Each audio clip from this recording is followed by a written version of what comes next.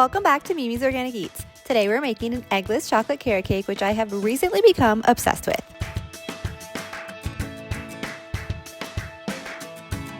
Start by preheating your oven to 350 degrees. Grate 170 grams of carrots using a fine grater. Be sure to use a fine grater and not a large one, as you want to ensure you get the best texture in this carrot cake. Using a large grate on the carrots won't allow them to mix into the batter well, and this can result in a less than ideal texture.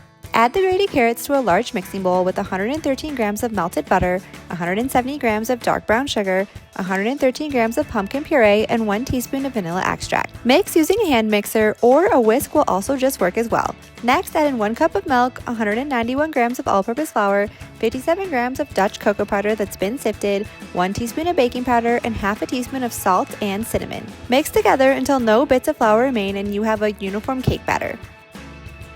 Transfer the batter to a 9-inch cake pan that's lined with parchment paper. I'm using a round cake pan here, but a square one also works too. Bake at 350 degrees for 20 minutes. While the cake is baking, make the streusel topping by adding 85 grams of melted butter, 95 grams of all-purpose flour, 57 grams of cane sugar, and dark brown sugar to a mixing bowl, and mix together with a spatula until a paste-like texture forms. Next, add in 85 grams of mini dark chocolate chips and 28 grams of unsweetened fine shredded coconut and fold together.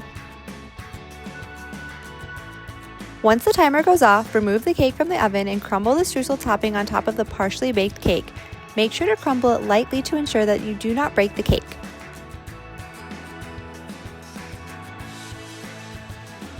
Return the cake to the oven and bake for an additional 20 to 25 minutes or until a toothpick inserted in the center comes out clean. Allow the cake to cool completely before removing from the pan.